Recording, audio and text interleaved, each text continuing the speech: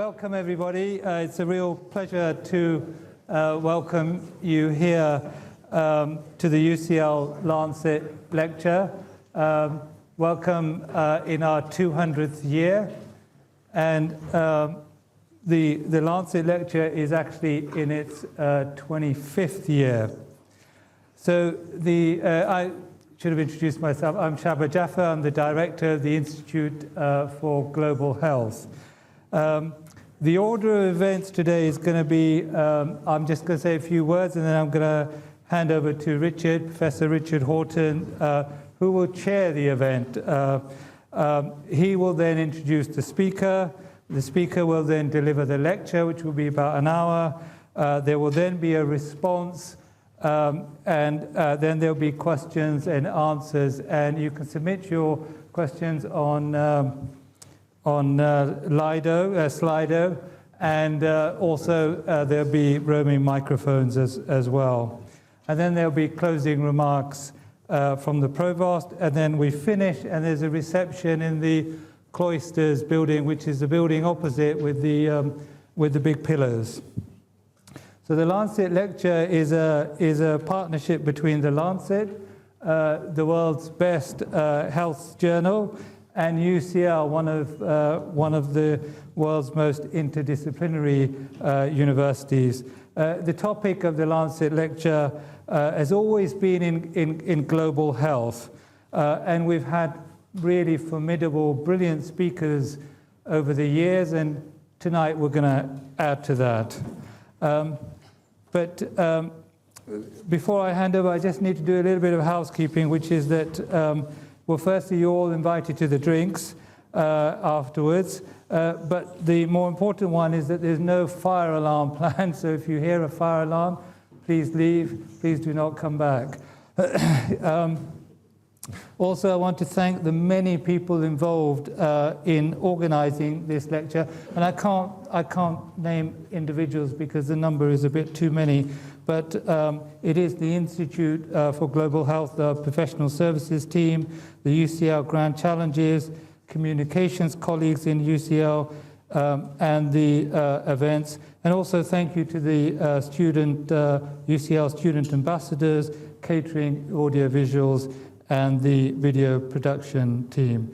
So I'm going to hand over now to Richard Horton, who's the editor of the Lancet. He's been with the Lancet for more than 30 years and has grown the Lancet family hugely. It has a huge health impact globally, but in particular in global health, they've been really supportive and champions of global health over the years. So Richard, over to you, please. Thank you. Thank you. Good evening, everybody.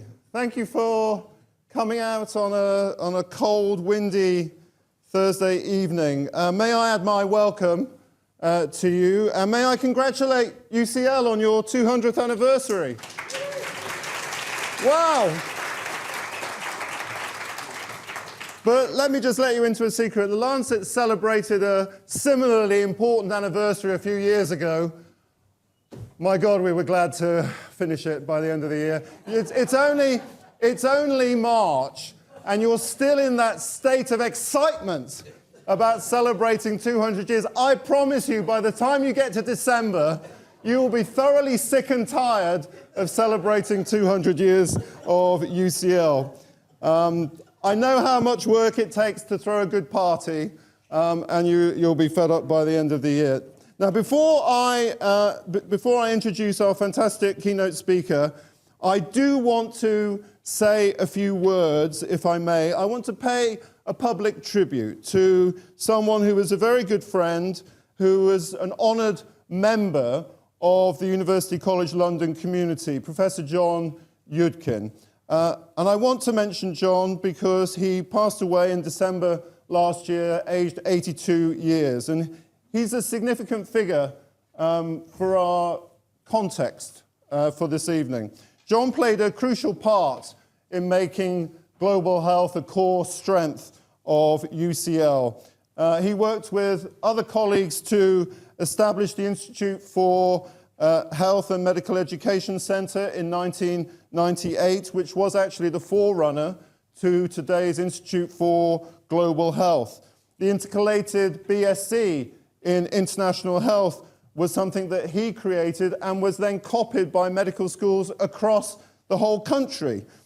And indeed, John leaves behind a generation of global health practitioners, researchers, and activists who owe a great deal of their passion to his inspiration and dedication to teaching. And John's presence is relevant to this evening because it was John who was very much instrumental in creating this lecture, which has become such a valued event in the life of UCL and the Lancet. So to Jill, John's wife, and his family, we say thank you.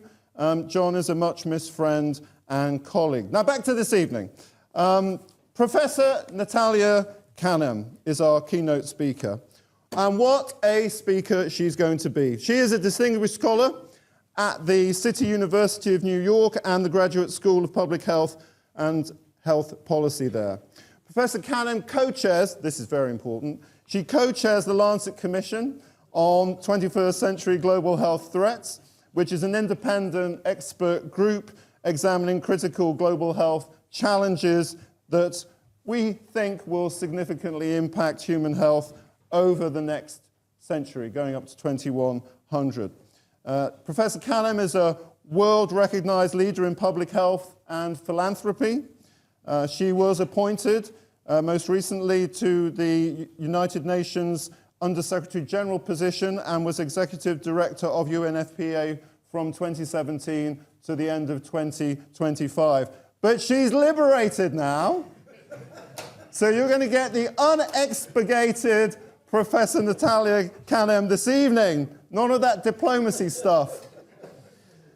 Before that role, she served as a senior associate of the Lloyd Best Institute of the West Indies, as founding president of Elmer Philanthropies, and as deputy vice president for peace and social justice programs at the Ford Foundation.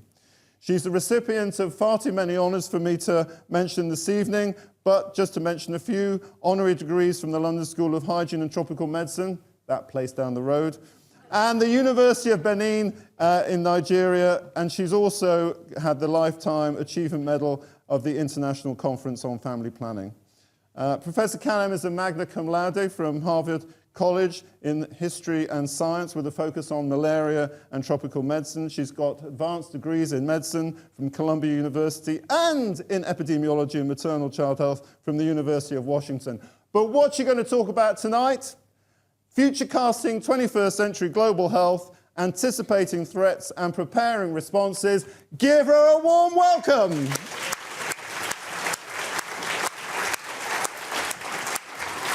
Thank you. Thank you so much. Oh my goodness.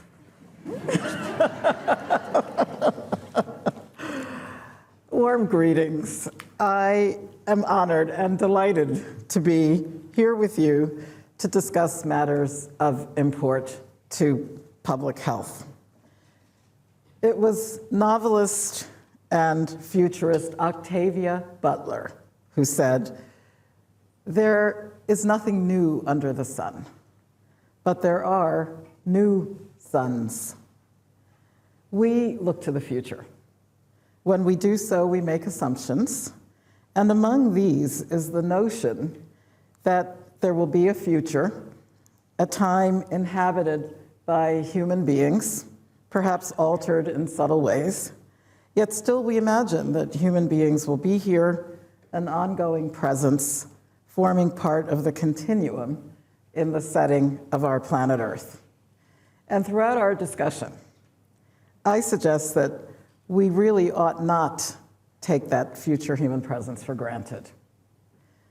It is only through our decisions and actions taken today that we either help to secure a happier, healthier, more prosperous future, or, as is already a concern, practically to every young person contemplating the what-ifs of tomorrow, whether it'll be our failure to act or the adverse, unwise actions we take that ultimately could result in the extinction of Homo sapiens. And as you've heard, I've spent the last dozen years or so in senior leadership positions at the United Nations, mainly working on comprehensive development solutions to sexual and reproductive health and population issues. That experience confirmed my understanding that it is the route of dialogue, the road of diplomacy that's often the best and sometimes the only hope for safeguarding the future of public health. Let us agree that when we speak of the future of public health, we're talking about the health of the nearly 8.5 billion souls on planet Earth currently in respect to the Alma Ata definition. That 1978 declaration is evergreen. Health is not merely the absence of disease or just physical well-being. The Alma Ata Conference affirmed that health is a state of complete physical, mental, and social well-being, that health is a fundamental human right, and that the attainment of the highest possible level of health is a most important worldwide social goal whose realization requires the action of many other societal and economic sectors in addition to the health sector. It took from day one, counting from ancestor Lucy, Australopithecus afarensis, the original mother, until the year 1800 for world population to reach 1 billion. Only 150 years later, by 1950, world population had already doubled. I'm sorry, it was more than doubled to 2.5 billion. And from there, proceeded to rise exponentially to the present estimate of just under 8.5 billion. Global population is expected to peak at just over 10 billion, perhaps in the 2080s, and it is Africa and parts of Asia that will drive most of that population growth, as fertility rates are already stalling in Europe and the Americas and some Asian countries. United Nations estimates indicate a slow decline thereafter, perhaps to a steady state of about 9 billion by the year 2100. Yet, please be aware that there is considerable debate regarding when world population will peak, with some population scientists projecting a peak of less than 10 billion, and that occurring earlier, maybe in the 2060s. Along with Professor Christopher Murray of the Institute of Health Metrics and Evaluation, IHME, as you heard, I do co-chair on behalf of the United Nations Population Fund, UNFPA, the Lancet Commission on 21st Century Global Health Threats. The 35 commissioners constitute an independent body, and for the past 2 years, we've been examining critical global health challenges that we predict will significantly impact human health using a longer-term lens through the year 2100. And our expertise spans the realms of medicine and economics and politics, sociology, climate scholarship, et cetera, and we expect to report on our findings later this year. And already in developing the methodology to more precisely describe certain potential threats and to prepare accompanying recommendations, I've seen that not all threats to future public health will hold the same weight. Some threats are existential, yet we have little to no human capacity to influence their dire outcomes. For instance, the eruption of a supervolcano or an asteroid crashing from the skies into planet Earth. In our analysis, the Commission decided to exclude that type of unforeseen, unquantifiable, existential act of God, if you will, from consideration, which leaves 3 other groupings: threats that are marginal if looked at in aggregate on a global population basis, threats that are prevalent in distribution and in health consequences, and so should be expected to have broad future impact, say a condition like diabetes, And there's a third rarefied group, a group of threats to public health that could have catastrophic and perhaps deadly impact for all, leading to human extinction. And it's been interesting to see that in the popular imagination, for example, as measured in a 2023 YouGov poll, a doomsday poll, 3 out of 5 respondents worried that the human race could be wiped out by nuclear weapons or World War III. Half thought that a pandemic would be our death knell. And other top worries were artificial intelligence, AI singularity, asteroid impact, low fertility, and of course, alien invasion.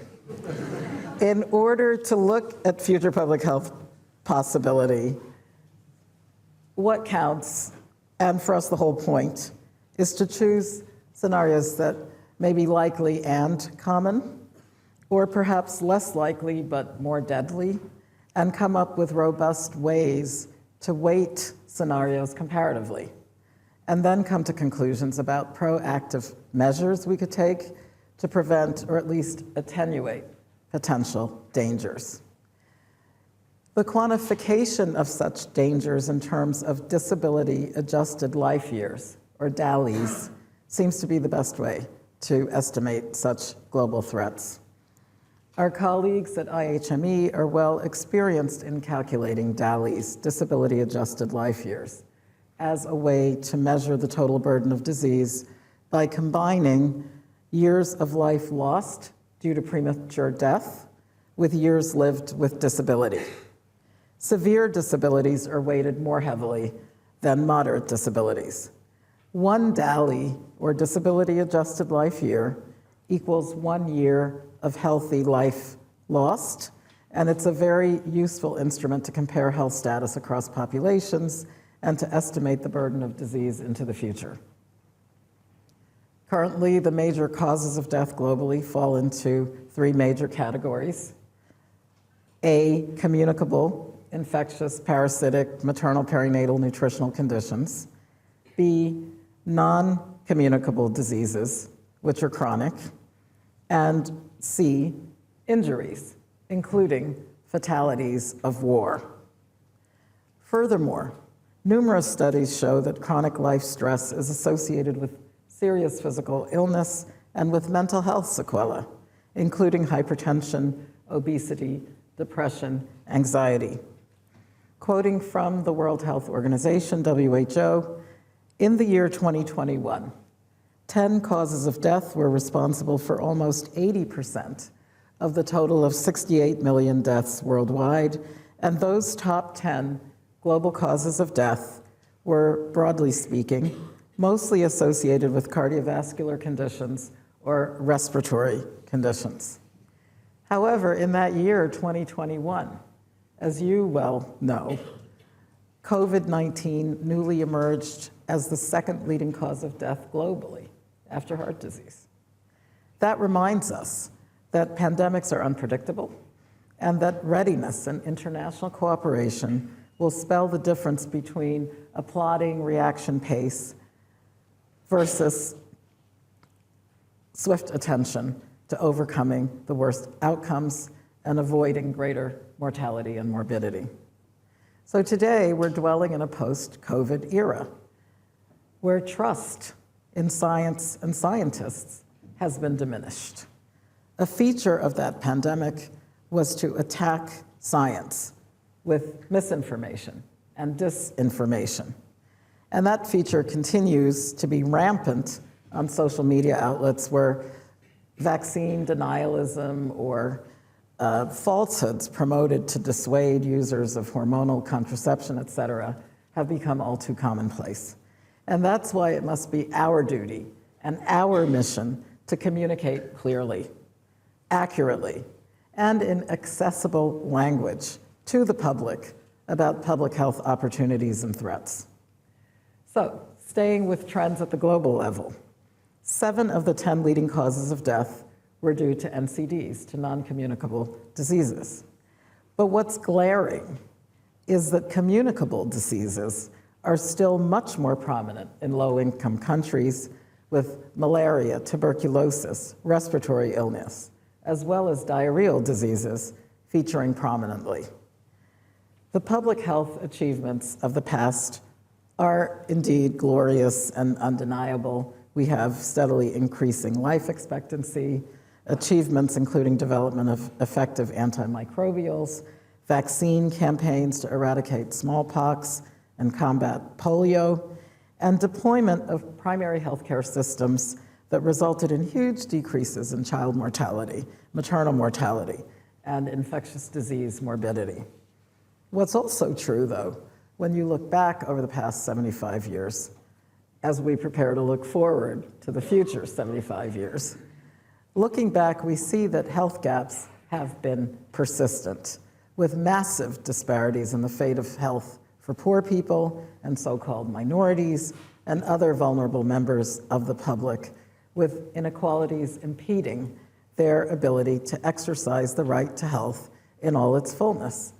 And these stubborn inequalities are related in no small part to socioeconomic factors, especially poor education, and the differential dispersion of innovation and technological advances, as well as political and financial disadvantage at the individual and at the national levels.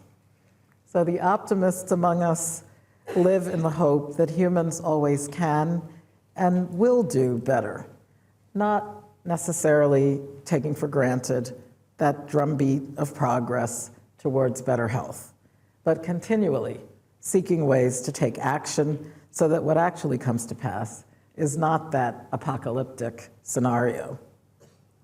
From Octavia Butler once again. The very act of trying to look ahead and discern possibilities and other warnings is in itself an act of hope. Dear friends, international health is meeting a moment of attempted dismantling. This past January, the USA made good on its threat to pull out of the World Health Organization, where it had been top donor since the health agency's establishment in 1948. Last year, we witnessed the abrupt termination of far-reaching international aid programs, including some that had long sustained people living with HIV and AIDS. We saw the interruption of important data collection and analysis systems that aid efforts to prevent disease and track infant and maternal mortality and morbidity. Fortunately, not all was lost, with some new donor support coming forth to the rescue of coordinated common good resources, such as the multi-country demographic and health surveys. Yet and still, I'm quite concerned that the suspension of cooperation towards important international public health activities portends untold damage to finely tuned health systems that depend absolutely on mutual assistance. Hopefully, those countries newly absent can be persuaded to return to the table in good time. And now we have new challenges appearing, including questions of ethics, such as the requirement of data handover, intellectual property surrender, and the naked trade of mineral and other resources in exchange for health assistance, leading to surprising headlines like this one just a couple of weeks ago. Zambia joins other countries in rejecting health aid with strings attached. Short-sighted conduct. When borders remain porous, travel and migration are features of modern life, and the spread of pathogens won't be neatly constrained by political or geographic barriers. And certainly it will cost far more for individual countries to duplicate health surveillance systems than to strengthen the agreed upon ones that we already have that actually function quite well under multilateral auspices. And then we have humanitarian need. It's mushrooming. It's aggravated by conflicts and by climate impact.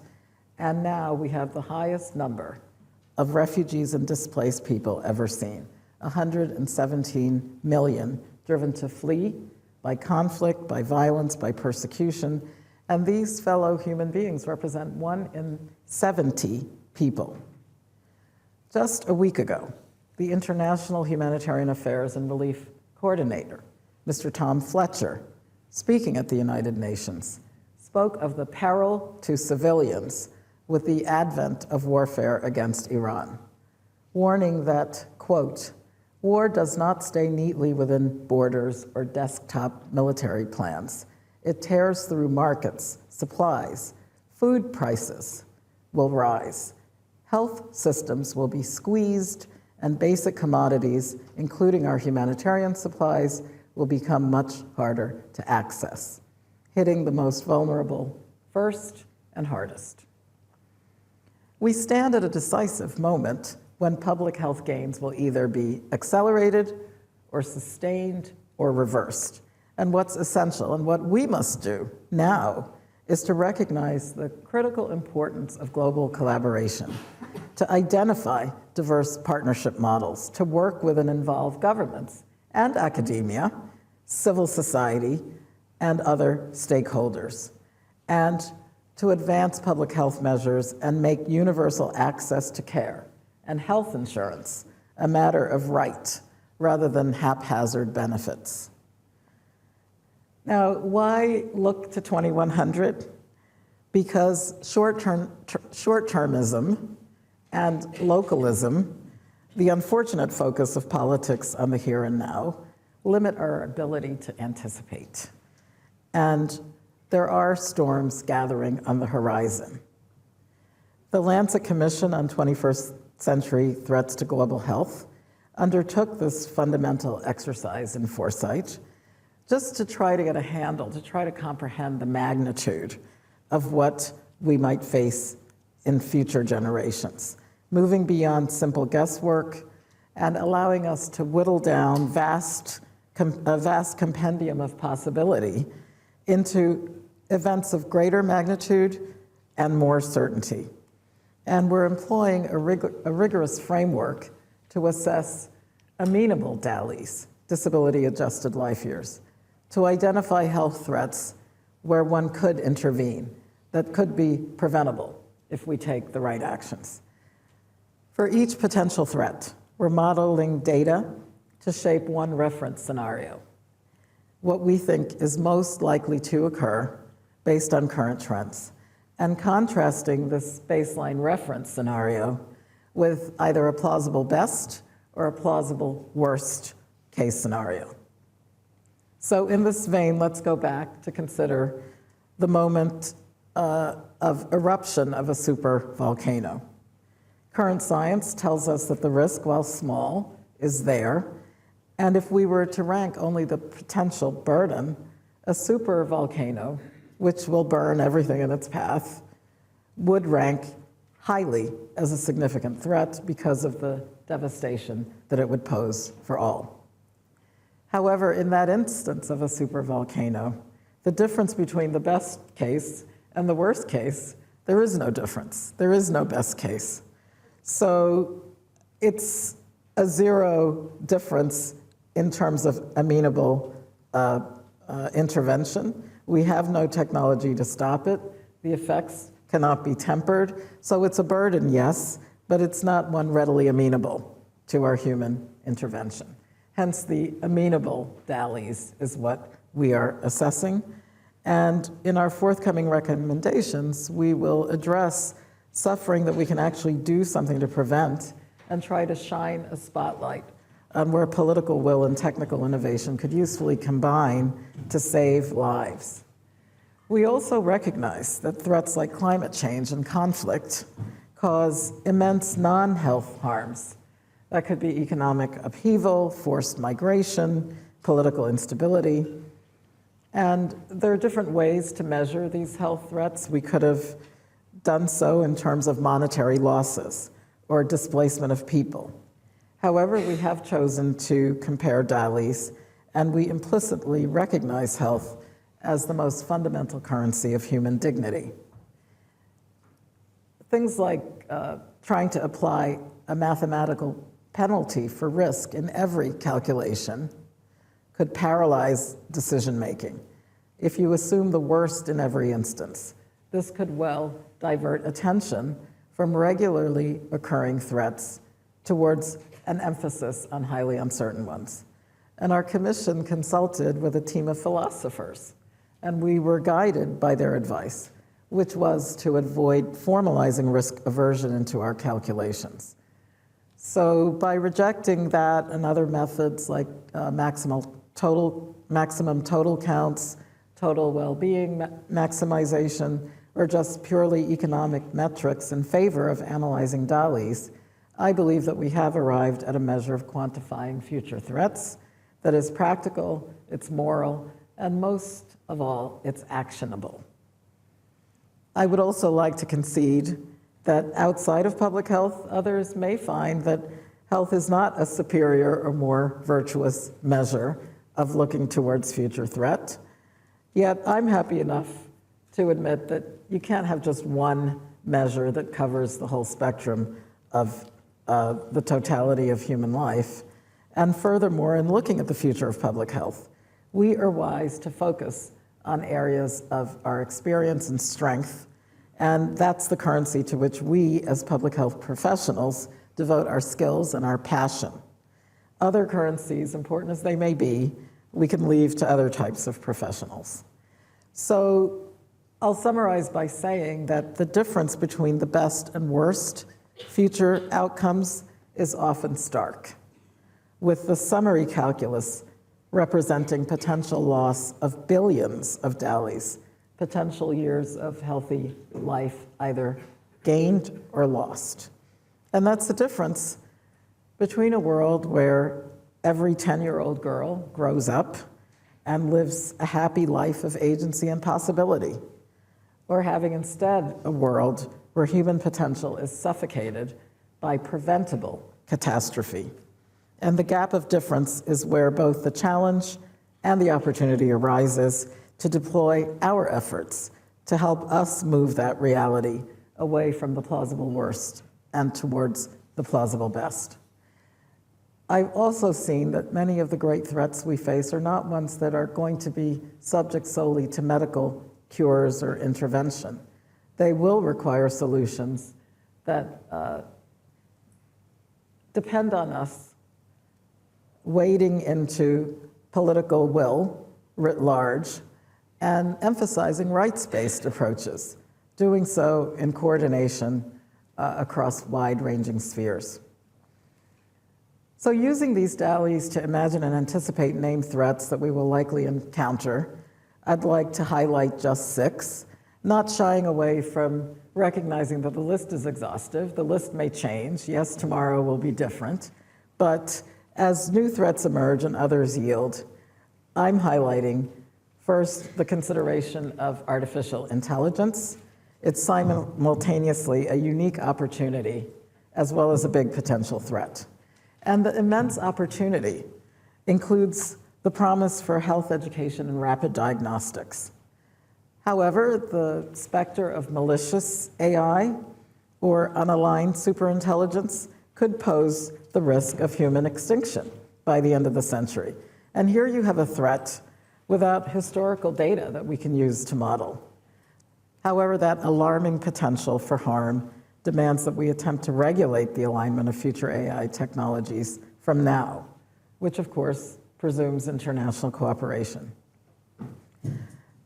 Second, pandemics, another global threat looming large by 2100. COVID, though unexpected, altered human society almost overnight. Worryingly, historical data analysis of pandemic death counts shows that exceptionally large outbreaks may tend to happen more often in the future. We also, thirdly, face a silent pandemic of antimicrobial resistance, as Professor Dame Sally Davies has asserted. Bacteria evolve, viruses evolve, and our existing drugs and other modalities fail. Deaths due to antimicrobial resistance are on the rise, particularly among older adults. If we don't steward our antimicrobials better, if we don't innovate new ones, We face major losses of health and life in the coming decades, and this means that we must be vigilant in prevention, detection, and response. This means making a choice between robust health systems versus complacency. Yet I will also note that negotiations for a measure, such as the WHO pandemic agreement, were extremely fraught in an everyone out for themselves type of mentality. The agreement was finally adopted in May of last year, marking a historic moment for global public health, but only after years of debate and bitter criticism from countries without the benefit of a domestic pharmaceutical industry.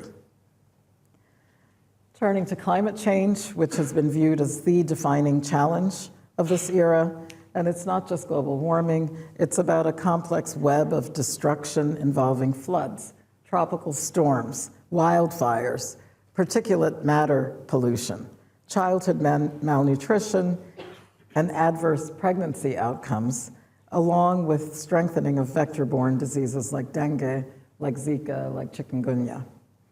We see increases in exposures to tropical storm effects with the rising seas. Heat stress, it's deleterious to human health in multiple dimensions. And crucially, the burden of climate change is also related to justice because it doesn't affect everyone equally. Climate change is magnifying existing inequalities. It's hitting hardest island nations and coastal areas and people who already are poor and marginalized. I saw this in recent visits to Nauru and Vanuatu. Already, they are reeling from effects of the rising seas. And it shows you that those who contribute least to the climate issues are the ones feeling the brunt to the greatest degree. Turning now to note that simultaneously, there are more young people in the world than ever before, and more older people over the age of 60 than ever before. And that makes unhealthy aging another threat with potential to crush health systems for the future. And the problem is you can't begin to start healthy aging when you're age 60. It starts much earlier. The gap between life expectancy and healthy life expectancy is growing bigger and bigger. We're living longer in lifespan, yes, but often in sickness, not in health. So addressing healthy aging has to start from young. Programs that help older persons have more social contact, and also those that allow anyone living with a disability to thrive physically, mentally, and socially will help us to address this threat in a more systematic way. And then to highlight the sixth of the global health threats on my mind, I turn to conflict, which seems to have proliferated with a vengeance. We face not only the resurgence of conventional warfare, there's the haunting fear of someone actually pushing that red button, nuclear war. Even if, thankfully, we've managed to avoid a nuclear event since the devastation of the Second World War, full-scale nuclear conflict is absolutely an existential risk, never to be dismissed as non-zero. And with this awareness, it is my conviction that public health workers will have to frame major health threats as issues of individual wellness, yes, but also as issues of national and international security. Engage with those who have the power to prevent war and advocate for peace as a necessary part of our mission to advance science and secure the public health. Indeed, that was part and parcel of the Alma Ata expectation in its Health for All declaration, which was nearly 50 years ago. Quoting, "An acceptable level of health for all the people in the world by the year 2000 can be attained through a fuller and better use of the world's resources, a considerable part of which is now spent on armaments and military conflicts. A genuine policy of independence, peace, détente, and disarmament could and should release additional resources that could well be devoted to peaceful aims, and in particular, the acceleration of social and economic development, of which primary health care, as an essential part, should be allotted its proper share. So, friends, this allocation and quantification of public health threats is sobering. The accumulated burden represents potentially billions of lost healthy years of life, and that does feel overwhelming as we examine risks due to unregulated AI, to pandemics, to antimicrobial resistance, to unhealthy aging, and to the harm caused by conflict. We know that all of these threats are amenable. We can alter the future via our applied human agency. We can affect and reduce much of these consequences. Yet do take note that they're not just medically treatable. We can't medically treat our way out of climate change or prescribe a magic pill to cure inequality. The solutions will depend upon merging health expectations, again, with political will, and demanding coordinated action across a wide range of disciplines. And I hope that we will invest wisely so that global populations can thrive, so that health is improved, so that lives are enhanced. Here, education is going to continue to play a big role. It always tracks with better health outcomes. Education, especially girls' education, wields outsized power in terms of health. And when education progress stagnates, so do health improvements. Education is going to have an effect on future population size and demographics. In a high education scenario, the global population by the year 2100 is likely to be smaller and healthier. This reinforces what's been well known since the 1994 International Conference on Population and Development in Cairo, whose program of action told us to move away from demographic targets now being proposed in a pronatalist world, that we move away from demographic targets and towards a rights-based vision of population health that is grounded in autonomy and dignity and in informed reproductive choice. And of course, there are other opportunities to invest well, bolstering public health systems, reforming how the systems function and coordinate among themselves, using political advocacy, and fostering international cooperation to foster United Nations and other multilateral and international health initiatives.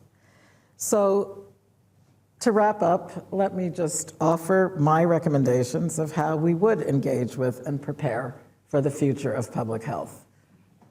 The answer will be by anticipating threats, by measuring potential effects, and by taking action to prevent or ameliorate devastating consequences, perhaps through a system of regular monitoring and timely alerts to the public and policymakers. First, I would like to see institutionalization of a longer-term view. We're not just governing for the next election. We have to govern for the next century. Creating a type of monitoring index which would calculate and share an annual scorecard of health threats, perhaps via a monitor updated with the latest science, as proposed by my co-chair, Chris Murray. These data sets could be presented directly to heads of government, to ministers of finance, to ministers of health, to keep prevention prominently and tangibly on the agenda. Second, as public health practitioners, we will have to learn to speak the language of finance and security and become very comfortable speaking to health findings as part of health, indeed, as a social good, indeed, but also much more than that. It's part of the bedrock of national security, and it's part of the bedrock of economic stability. The impetus for collective action among nations appears to be receding, and this retreat from multilateralism is of paramount concern. It's not just a matter of altruism. We are speaking of enlightened self-interest, as our commissioner, former Prime Minister Mario Monti, and others have termed it. A pandemic anywhere is a threat everywhere. Carbon emissions know no borders. And there's a new vision for health financing that moves beyond business as usual and dependency towards effective, consolidated multilateralism. And it would mean high and middle income countries contributing to joint coffers out of self-interest. And it would also mean low income countries capturing national fiscal space to support their own health programs and become better protected from the collapse of donor assistance for health through their own investments in the most cost-effective technologies and delivery strategies. Third, let's recognize that it's health systems that are the platform through which public health solutions are delivered, therefore always good to strengthen health systems so they work better, especially in times of crisis, to emphasize prevention throughout the life course, and to accelerate health for all, to achieve universal health coverage that truly covers people who are now excluded, and that maps where they are to the last mile, to let us know who is being cut off by physical or financial or sociocultural barriers. Fourth, efficiency and regulation. This is an era of contested resources. Sound technical and allocative efficiency is imperative because we really can't afford to waste resources when lives are at stake. We must not be afraid to deploy government regulation as a public health tool. Regulation is more than just cost effective. Regulation sets the rules, it sets the tone. Rules that prevent harm and encourage beneficial action.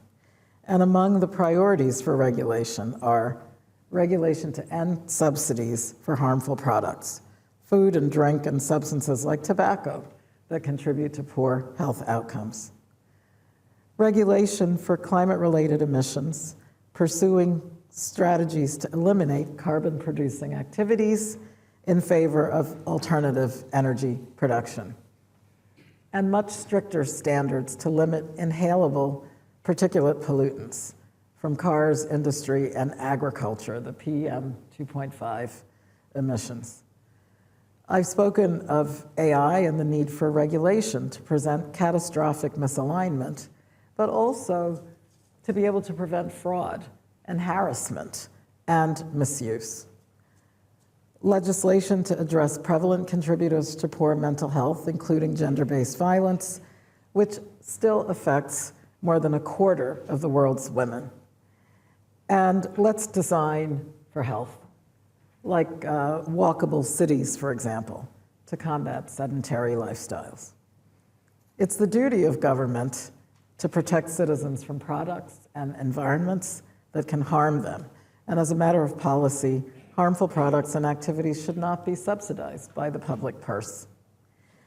And my fifth and final recommendation, accelerating innovation to create breakthrough solutions, and not solely relying on the private sector, whose focus is often skewed to short-term gain and higher income consumer focus.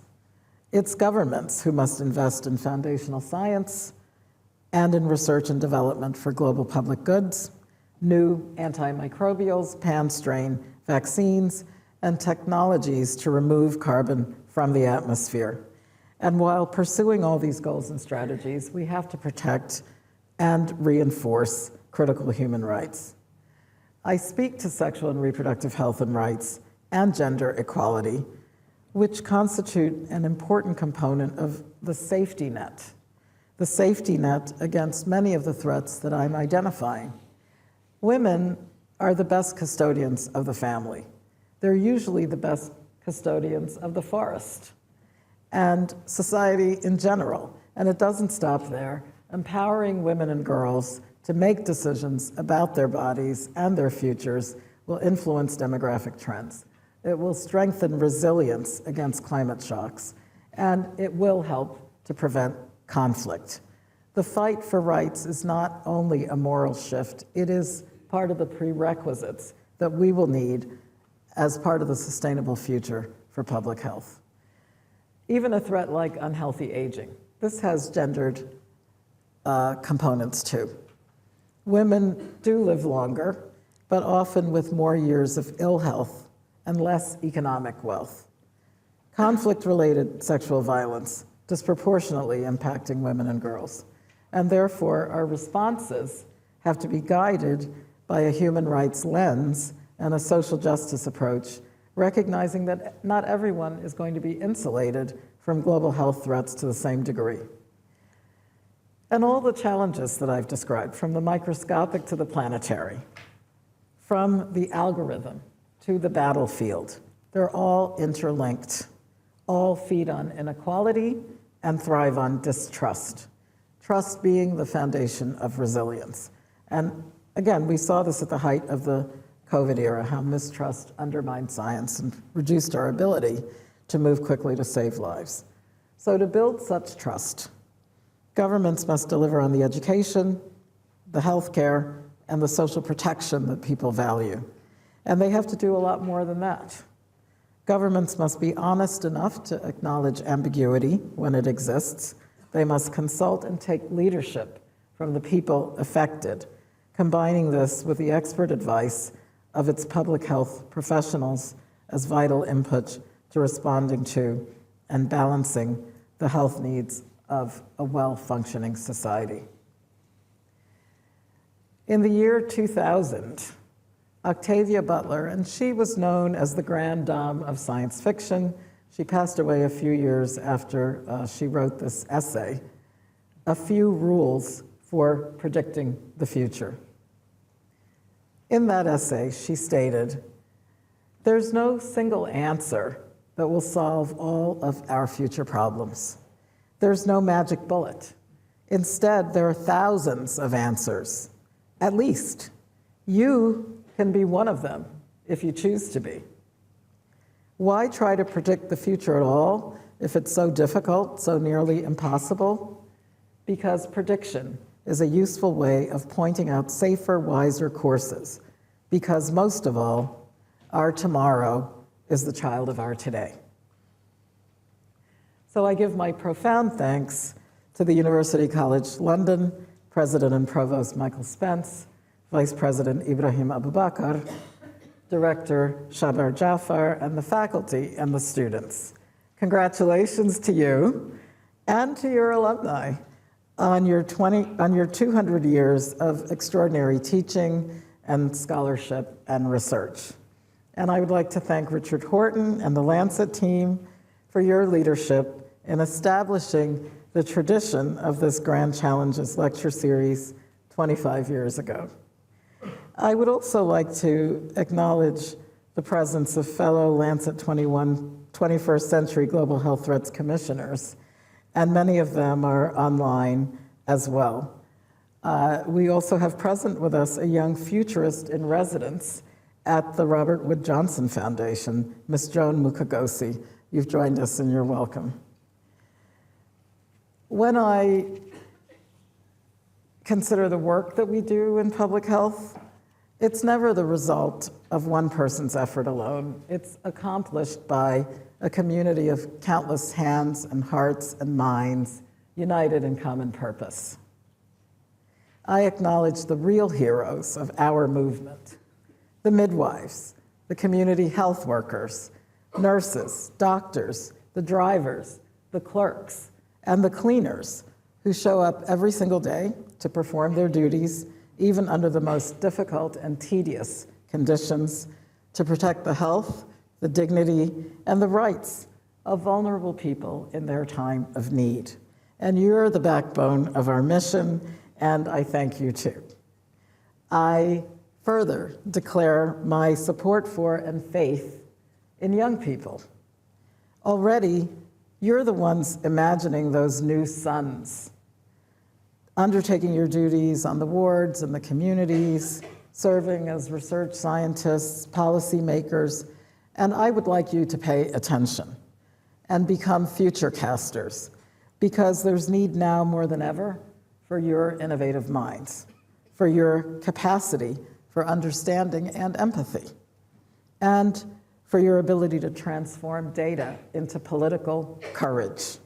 Demand that societies look beyond the election cycle towards the century cycle and refine these methodologies to predict threats. There already is data to show approaches to turn around these worst-case scenarios, especially, again, when the difference between best and worst we're calculating in billions of life years saved or lost. And that's a choice that's ours. And in my view, one such new sun must be to transform the public health pedagogy, to explicitly embrace peace studies, mediation, peace activism.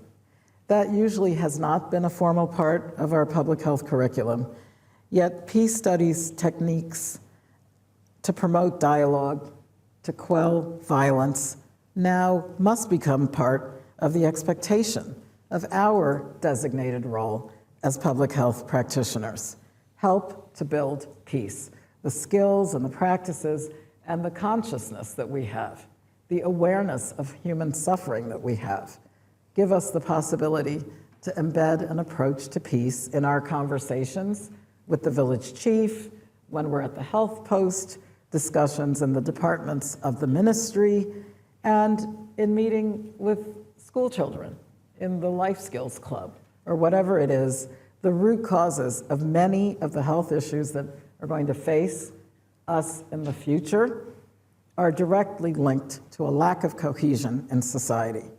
So it's not enough anymore to know public health tenets if one doesn't wield some influence, if one doesn't actually change what matters on the ground. And the starting point is recognizing, for health's sake, that peace is intimately connected to development deficits and to turn those inequalities and disparities that contribute to conflicts and institutional collapse, to turn those around. For these reasons, I hope that teachers of public health will see peace as foundational. Health systems simply can't function in a space of societal collapse. And I saw that over and over. Sudan, Gaza, Ukraine, Democratic Republic of Congo, and the list is far too numerous. So as we attempt to predict the future, in our efforts to plan and to strategize, remind yourself, there is no fixed future. The future is in flux, and you have agency in the matter of shaping this future. So I end with citing another celebrated science fiction writer and futurist, Isaac Asimov. You don't need to predict the future.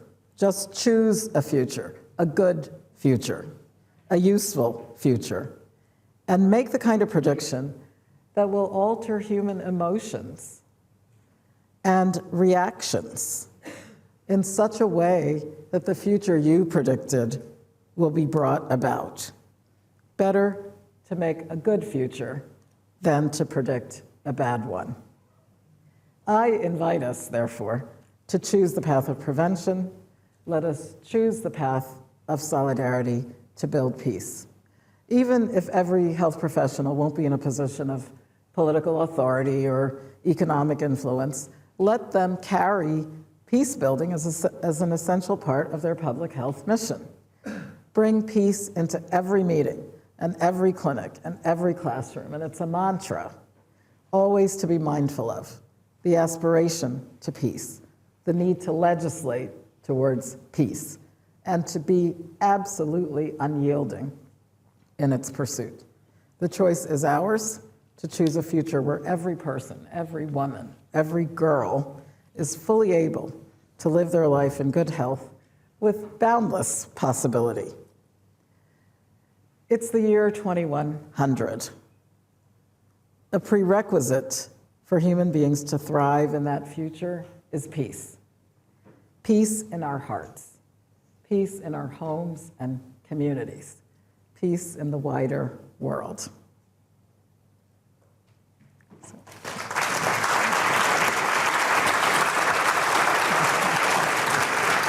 Thank you. Thank you very much. Thanks everyone for coming. My name's David Osrin. Thank you, Professor Natalia Kanem, for sharing your extraordinary talk and I think the warmth of your message of commitment and hope. Natalia, I absolutely love that Isaac Asimov idea, which I think was a version of your other Octavia Butler ideas, that we should choose a good future out of a range of possible futures and make the road to that future by walking. And I think that's a wonderful maxim in this age of the multiverse, so multiple futures in a multiverse. I completely agree that we stand at a moment at which public health gains will either be accelerated, sustained, or reversed. In fact, I think that moment has already passed, and we're all hoping that that is a temporary situation, but it may not be. It's really rare for me to have the opportunity to share my own favorite quote, so I'm going to see you an Asimov and raise you a Proust. Somewhere in a very, very long set of books, Marcel Proust said, "We picture the future as a reflection of the present, projected into an empty space, whereas it is the result, often almost immediate, of causes which, for the most part, escape our notice." And as Natalia said, why predict the future? Well, here are some characteristics of the present moment that we find ourselves in. Life expectancy is already stalling in many countries. In the UK, it's going backwards. Health inequalities are widening. People are living longer, but with major health conditions. Need and unmet need, therefore, for health and social services is increasing. In many countries, the demographic gift has expired. It certainly expired in the north. So these are facts, and in themselves they're enough of a case for action, but there are more threats, and there are the threats that Natalia has described so vividly. Climate change and the transgression of planetary boundaries, pandemics and emerging and returning infections, antimicrobial resistance, unhealthy aging, AI, and conflict. But I was struck during the talk that all of these are things. But this is the age of the feels and the mood. And I wondered whether there are other threats that are to do with more how we think and how we feel. Some examples. The tacit or overt legitimization of the retreat of the state from health and social care provision, at the same time as we are consistently trying to make the case for universal health and social care. The fact that there are increasingly contested truths about health and health science, as Natalia mentioned. And it just so happens that in another Lancet endeavor, we recently asked around 30 authors from around the world what they see as the most important threats to health equity. And reassuringly, although the reassurance is worrying, all the threats that we've heard about this evening are on the list. But here are some more. Feelsy ones, beliefy ones, ideologically ones. Capitalist approaches to housing, land ownership and governance, and transport provision in the face of climate collapse and the retreat of insurance. Fragmentation of governance, or even loss of governability in the face of increasing migration and resource-related conflict. Populism on both the right and the left. Commercial determinants worsening inequities by targeting vulnerable populations and shaping policy environments in their disfavor. Digital transformation, amplifying participation, but amplifying participation and service inequities. Generations are now here in this room who have no knowledge and certainly haven't felt the effects of the so-called post-war liberal consensus. The societal structures that most of us boomers grew up with turned out to be fragile, and our daily media are documenting their collapse all around us. And Natalia mentioned misinformation and disinformation in the wake of COVID-19, well, during and after COVID-19 pandemic. And this illustrates another kind of fragility, the fragility of our structures of knowledge and a collapse in the respect for science, accompanied by decreasing social cohesion and inequities in access to trustworthy information. So it's not all good news. And I think, because I've been asked to respond, Natalia, that the Commission's focus on amenable burdens is right, but I feel like it's my role to push on the question of what we mean by amenable. If we think in public health terms of the causes, then where we set our benchmark for amenability is a political decision. It's a tricky path. On one side are things that are attractive in our current moment. And I'm convinced that you're right to emphasize palatable amenability, resilience, and innovation. And I know that it helps to speak the language of finance and security from Public Health England to the UK Health Security Agency, and to make an appeal to enlightened self-interest in the face of the retreat from multilateralism. But on the other side are old things that Natalia mentioned over and over again, moral things, but things that we need for the road to our best possible future. We need to preserve human rights or achieve them. We need gender equality. We need sexual and reproductive health and rights. We need, as I've already said, universal health coverage, resilient health systems. We do need to address mental health and gender-based violence. And we do obviously need to invest in science, and we need clean energy. Okay. So in developing the Lancet series on health equity in cities, we spent a lot of time discussing what we mean by inequity. And there is a difference between inequality and inequity. And a simple way of describing inequity is as unfair inequality, which is an expression that Michael Marmot and his group have often used. But the thing is that the world has always tolerated inequality. We have a spectrum of tolerance. At one end are people who believe that any inequality is unacceptable, and at the other end is the belief that inequality is necessary for productivity or societal function or personal advance. And it's gone so far that this spectrum of tolerance has even been quantified, from 0 for no concern at all about inequality or inequity to 1 for maximum concern about inequality, and using a distribution called the social welfare function. But one good thing is that it seems that we get more concerned about inequalities in health than inequalities in wealth. A lot of people, maybe most people, think that health and basic needs should be distributed less unequally than people's ability to pay for them.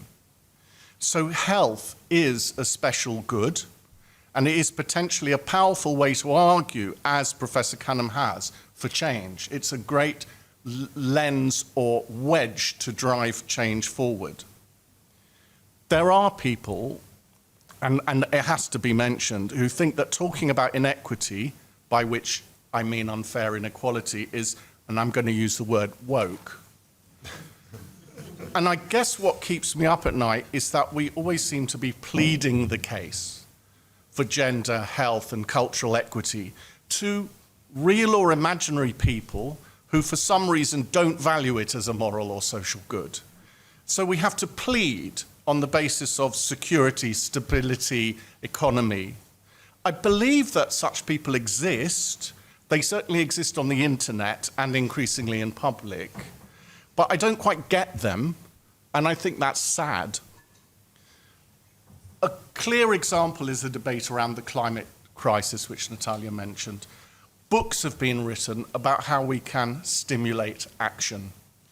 Right now, and remember that right now might not predict what happens down the road, because the future is an empty box into which we project the present. Right now, the feeling is that imagery and stories about polar bears, species extinction, melting icebergs don't seem to work that well in triggering action.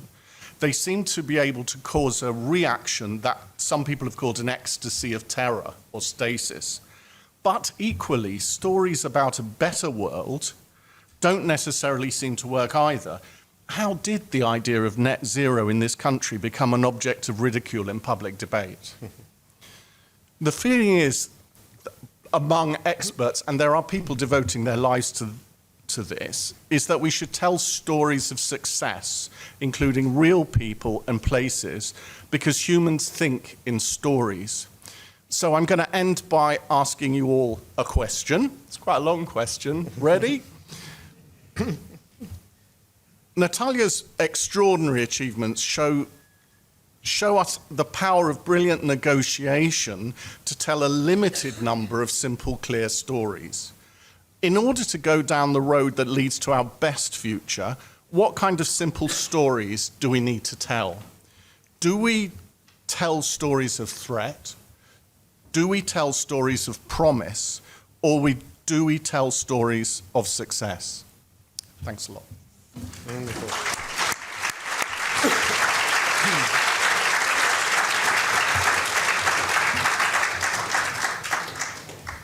So let me invite Professor Cannon back to the stage, and please come and join us. You sit right in the middle. Thanks, David. That was awesome. We've got a flurry of questions, but I want to kick off with a few myself, and then we'll come to the audience. Now, I think pretty much everybody in this audience will have been stirred and in complete agreement with your concluding call about choosing the path of solidarity to build peace, and all of us being unyielding in the pursuit of peace. But you and I, we live in the same world today, and it doesn't feel a very optimistic place right now. So how do we reconcile your call for the path of solidarity to build peace with the times we're living in, where we are seeing governments intentionally vandalize any hopes for solidarity? At the opening of your talk this evening, you spoke about the route of dialogue being the best way to safeguard the future of public health. Right now, it seems to be the route of bombing, missiles, and assassination has replaced international diplomacy. Where are we? Well, I think much of my realization, and I noted this when I was at the United Nations. Sorry, did I do the wrong thing? The peace is actually not Antonio Guterres, the Secretary General. It is every health worker understanding when is it that our movement objects.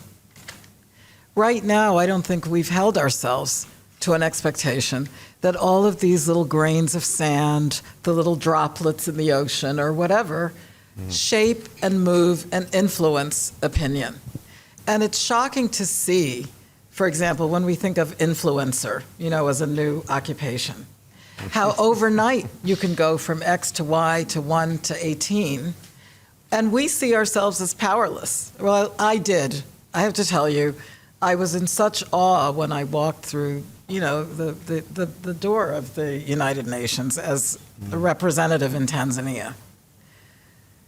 But then I realized that I actually did have influence that was lying fallow, and I had the energy, as you probably do as well, to quote unquote do something. I think we are lulled into the complacency that the president is going to do it, or the receptionist is going to do it, or whatever. And politicians are not, given a mandate from, fill in the blank of your higher power. We do have influence, and I think we have to set a sharper expectation And no, I don't want people to, lie their body down in the middle of whatever square. But I do think that there is the power of disapproval, of saying, well, this is not going to work because it's not going to lead to peace. This is an atmosphere of conflict, et cetera, et cetera. And, when they talk about track 2, behind the scenes,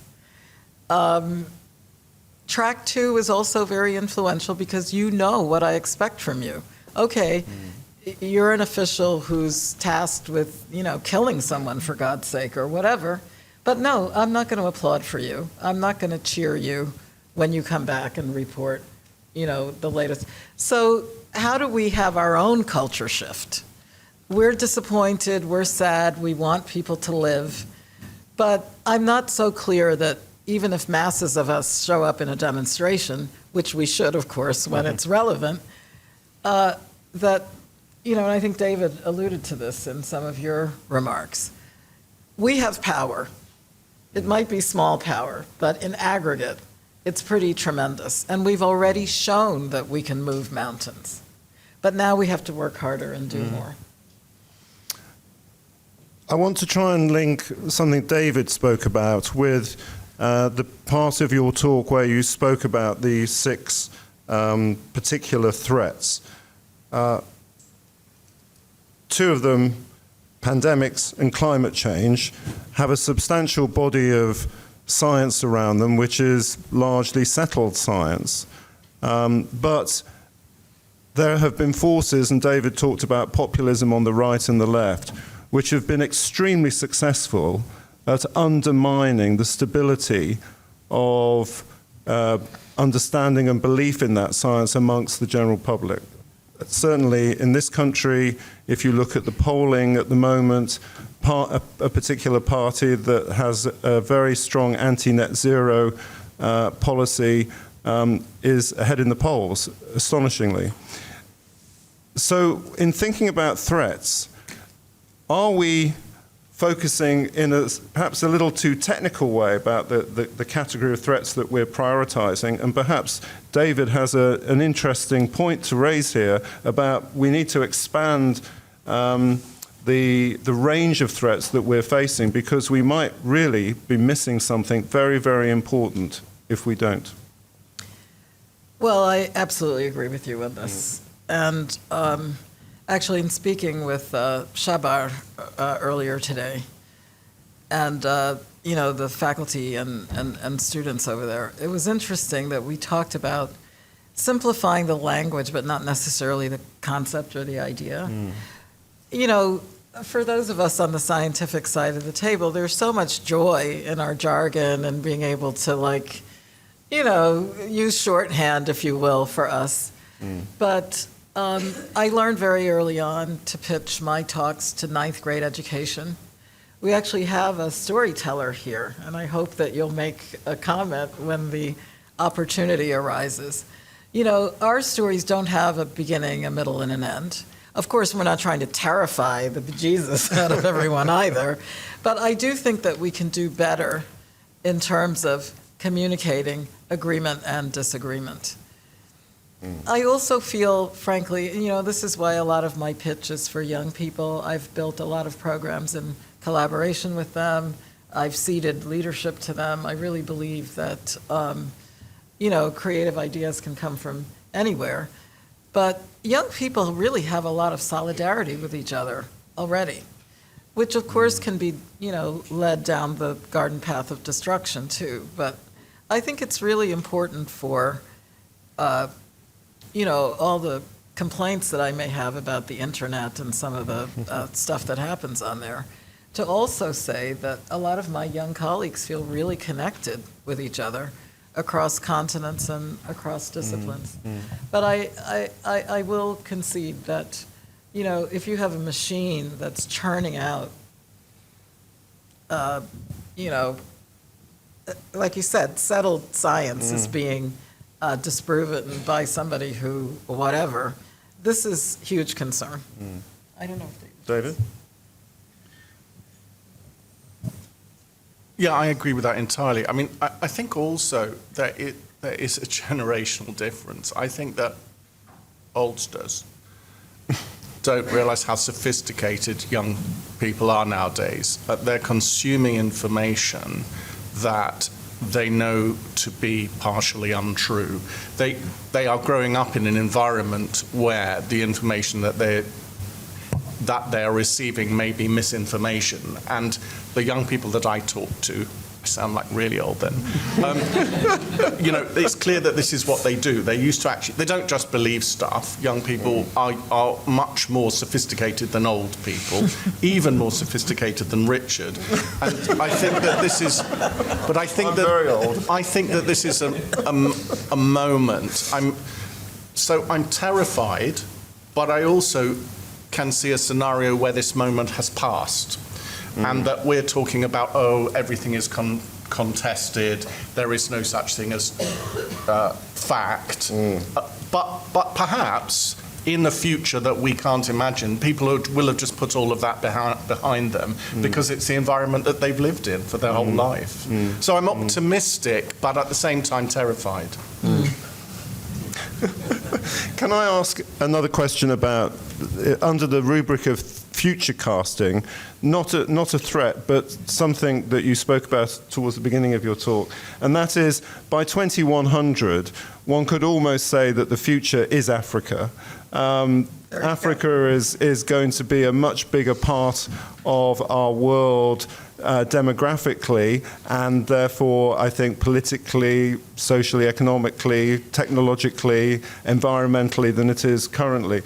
And yet, we're really not preparing for that. We're not talking about it. We're not prioritizing it. And this seems a very strange. One of the things we can be pretty sure of is that by 2100, that is going to be the world that we live in. And yet, we're not discussing it. Very astute and discerning, as usual, Richard. Thank you. I think absolutely true. And what's really interesting is that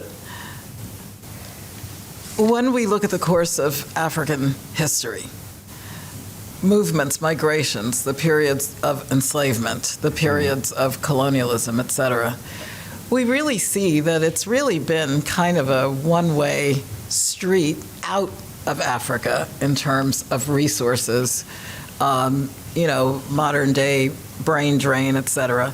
But here you have a vast continent with huge wealth. And I gave the example of another attempt to one-way extract in return for so-called aid. So I think the same joys and the atmosphere of possibility can be snatched away again if Africa has a big population, but it's unprepared, it's not educated, and or not at a level playing field. When I spoke about this pandemic agreement, you can imagine outside of India, which has a huge pharmaceutical production capacity, how upset people were to see that, you know, accident of birth, if you will, literally contributed to life and death during the pandemic. And it was probably accidental that the strains in Africa were not as virulent as we saw in other continents because they were absolutely left behind. So I think a well-prepared Africa with burgeoning population, you know, has a shot at greatness. I mean, you know, when we see what's happened in China in terms of poverty reduction, in terms of the ability to innovate and apply technology, there's so many wonderful possibilities for that continent. And I think the new efforts like the Africa Trade Unity, the ability to cross borders and not necessarily to depend on the, you know, artificially constructed divisions. Huge promise, but I have to say that the orchestration of Africa being on the back foot, the inequity of it has to be spoken of openly, and not just by Africans, by all of us, you know? Absolutely. David? Well, I just wanted to speak to the COVID pandemic experience. And, you know, there were many countries in the countries that give the advice where there were no good public health structures. And there were many countries in the global south who, with the legacy of our beloved alma mater, had built functional, not perfect, but functional, or at least the structures of primary healthcare systems that made them able to deal with the pandemic considerably better. Some of the best people in the world who dealt with were First Nations people in Australia, where I believe they hardly had any deaths in the communities because they autonomously policed and responded to the pandemic. So I think the breaking the directionality of the bond between North and South is something that we all need to learn from, particularly as Africa becomes, the most powerful source of everything by the end of the century. Thank you. Let me turn to the audience here in the room, and what I'd like you to do is to wait for the microphone. This lady on the edge of the row, please. And if you could state your name and your affiliation, and then please ask your question. Okay. My name is Dr. Angela Richards, and I am an alumni of UCL, and I now lecture at Imperial College. I just want to say thank you so much for putting this on. This is so exciting, and I'm really excited about this. But I'm going to play a bit of devil's advocate, actually. And with all due respect, you did talk about China, but I went to a really interesting talk at the V&A before COVID, and it was called The Recolonisation of Africa by China. And I'm wondering, considering that my understanding is that one of the areas in which China and Africa's a continent, but the way they overlap is regards to using natural and traditional herbs.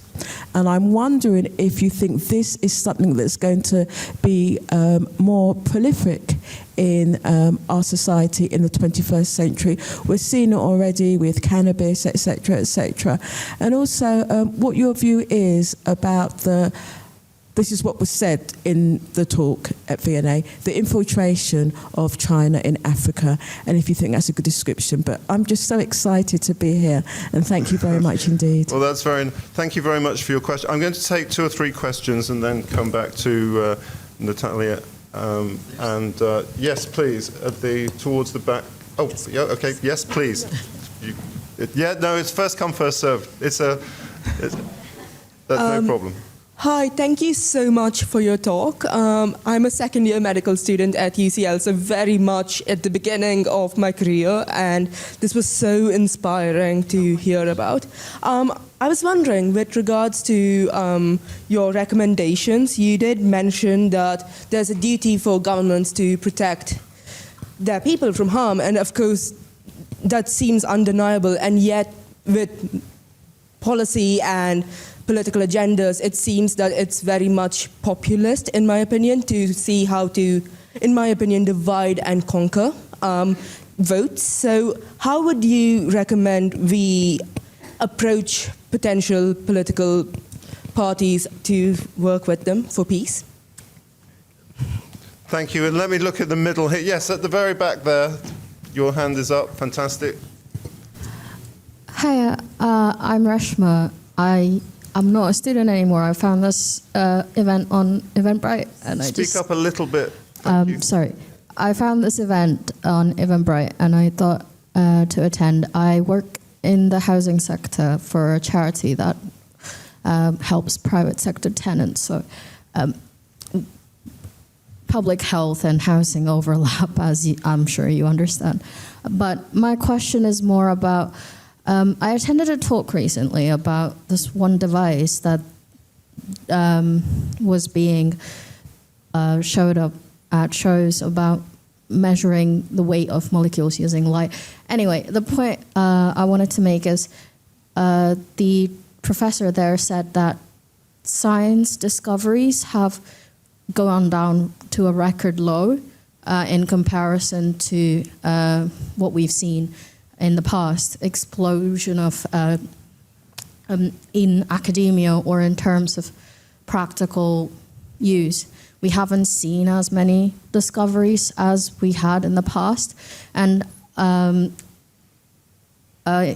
related to that, obviously, I think funding's an issue, and what aspects, what topics are chosen to give importance is important. So how do we shift or move that direction of the wave to kind of what you said, bring into a more long-term kind of thinking and direct that funding or focus in that direction, I suppose. I'm so sorry, this was so long-winded, but I hope I made sense. No, it's a great point. It's a great point you're making. I remember that paper published in another journal, very, very well indeed, about alleging the decline in scientific discovery. It's a very, very important debate that we should have. We have the director of the Wellcome Trust here who might want to offer an opinion on that himself. No pressure. Yeah, exactly, no pressure, John Olney. Natalia, David, would you like to pick up on those three questions? Any of them? Well, let me just simply say that when it comes to the question of Africa, we have to look to African leaders and African leadership for those solutions. And I'm a veteran of many an African Union meeting, as many of you are probably. So I know that there's not perfect equanimity, among the 50-odd countries. Regarding the role of China, even the word of infiltration of Africa, which, for goodness sake, since the Portuguese landed, the fact that there are so many Africans in Brazil. I hail from Panama myself, etc. Africa has had relations with China and so many other countries for centuries ongoing. What I will personally say is that, to me, there's a big advantage when negotiations are clear, where everybody understands their strengths, and where things that Africa absolutely needs, like solar energy, et cetera, are put on the table in a way that, every country judges for themselves. So I see the same concerns regarding Russian influence in Africa. I think we have a situation where people are so desperate that maybe the playing field is not exactly level. And the mineral extraction, the resources, the child labor, it all goes together. So we do have to be vigilant and to bring these issues to discussion.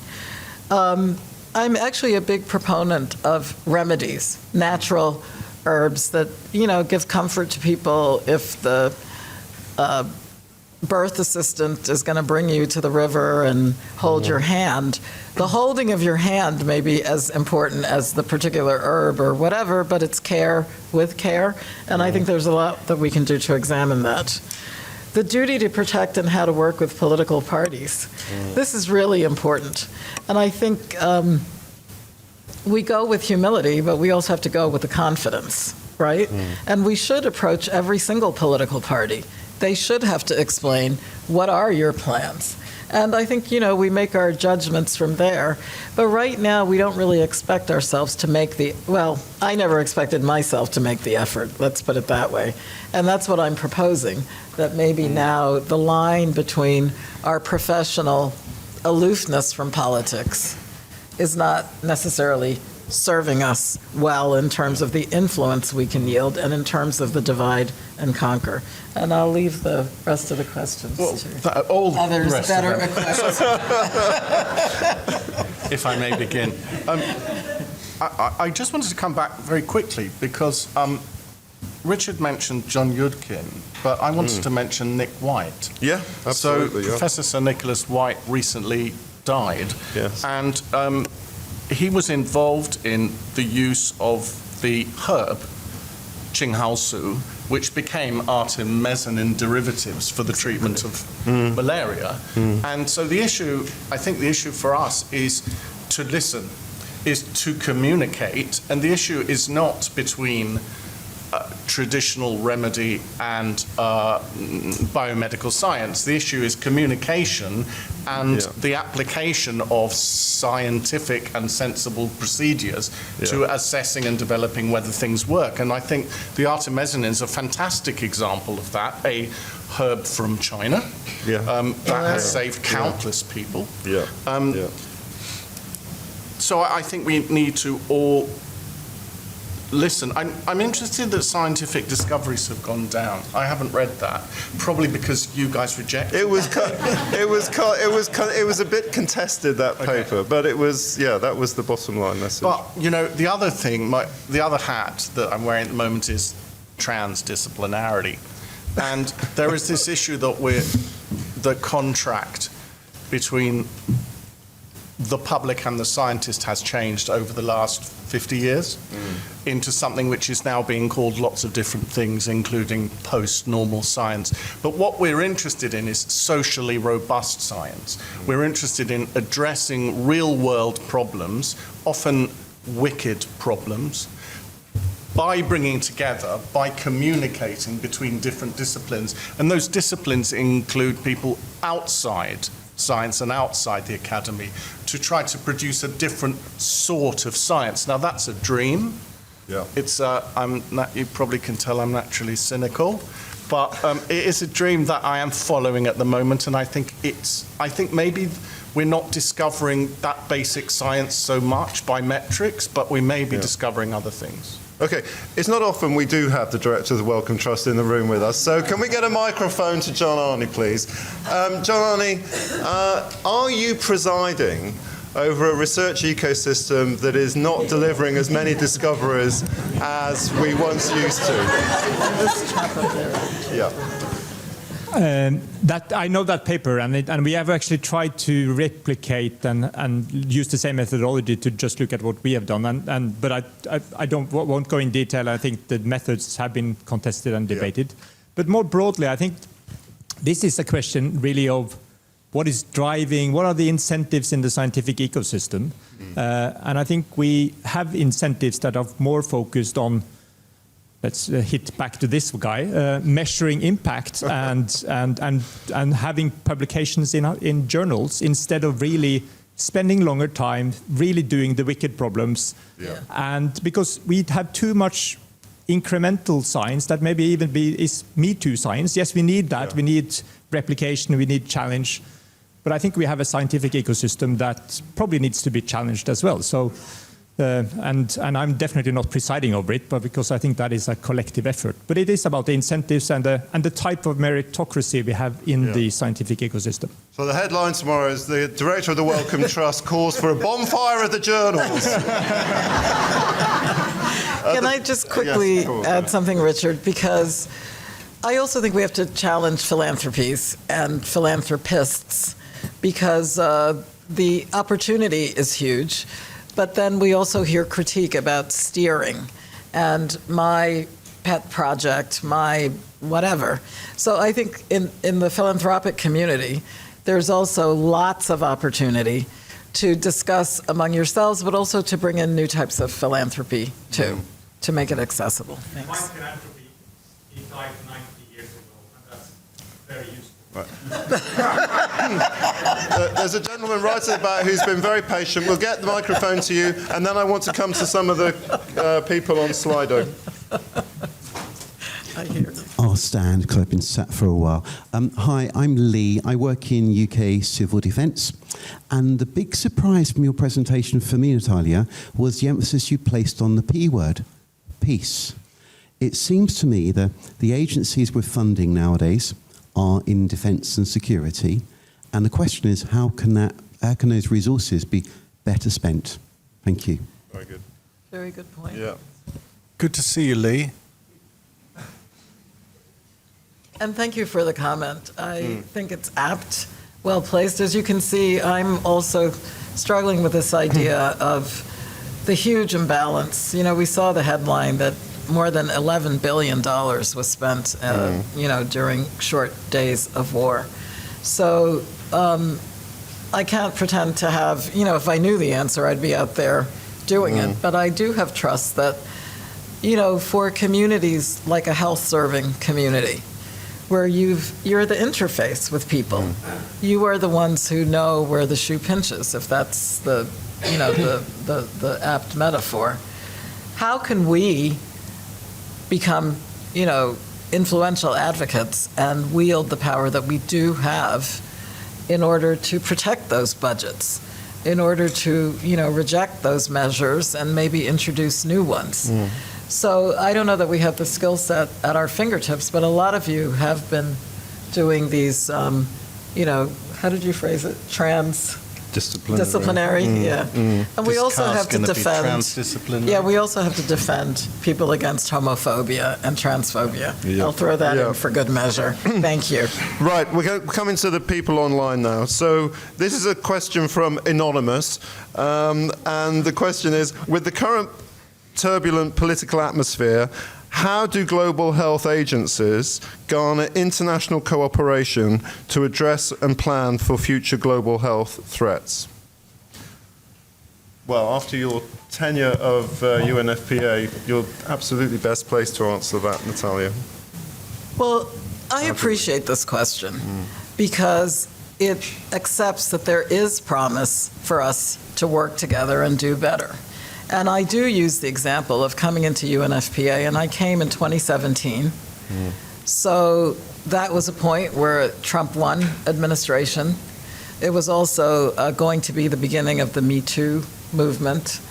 Quickly, we moved into COVID territory, et cetera, et cetera. And, budgets have always been under pressure, but we were able to significantly increase the monetary subventions for UNFPA at a time when, with COVID, we were worried about gender-based violence and people being confined in their homes. So again, I think making the case, getting out there, and not just knowing intellectually that this is going to be bad. I will actually reference UK because one of your parliamentarians, Ahmed, Okay. has worked on gender-based violence in conflict for many, many years, and was a listener when we tried to, sound the alarm, if you will.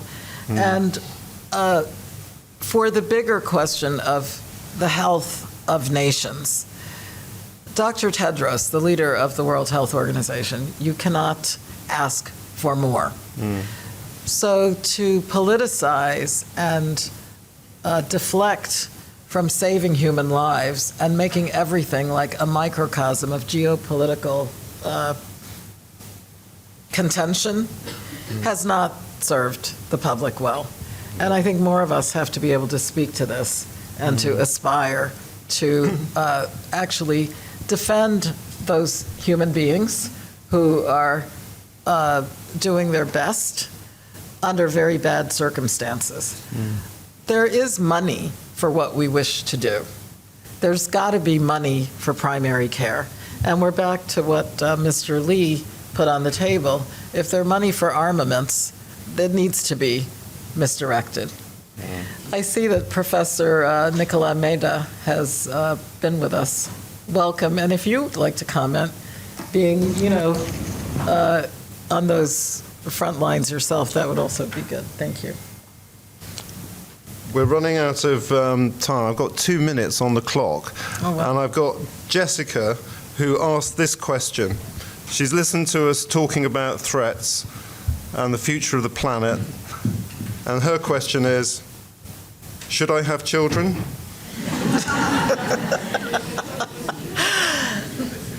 Dear Jessica, you should do whatever fulfills you as a human being. If you would like to have children, I absolutely support you 100%. And I think everyone makes that decision individually. But I would step out on faith and say that, having a child is actually fun for many people. We're here to support you if that's your decision. And if it's not, we're equally here to support you. So you decide. That's a wonderful one.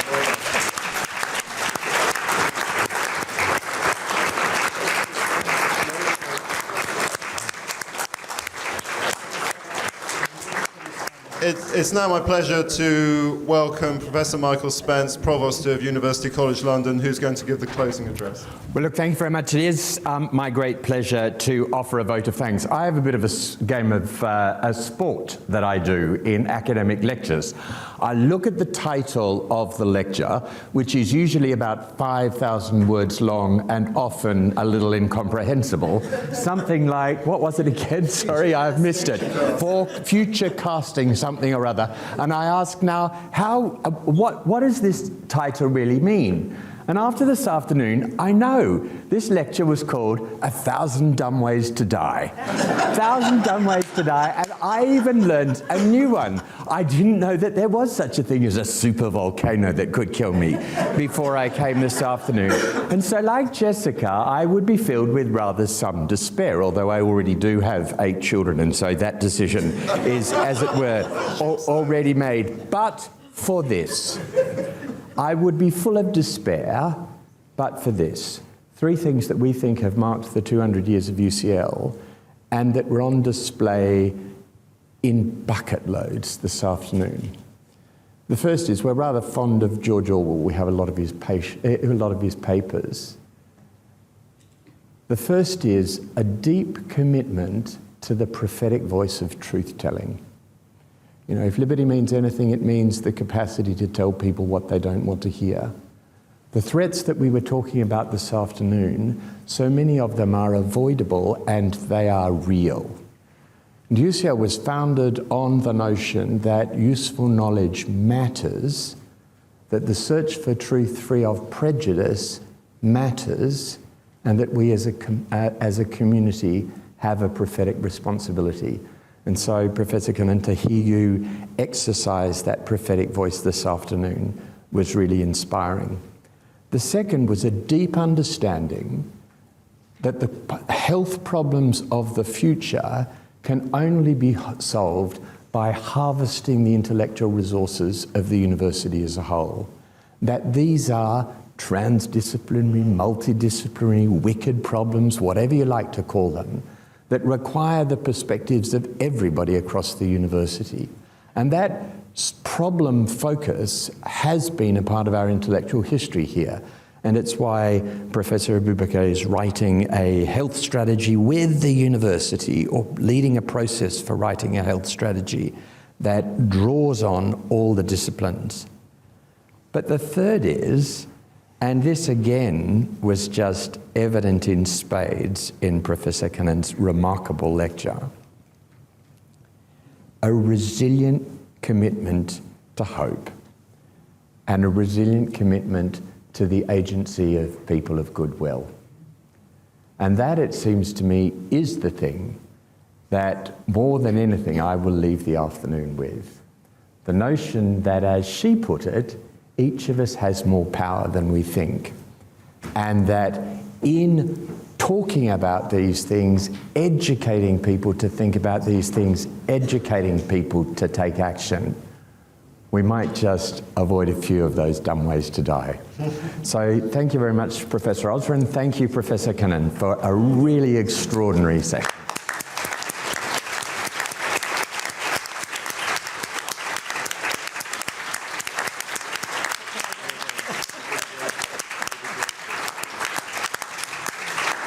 And thank you, of course, to our partners at The Lancet and to Richard.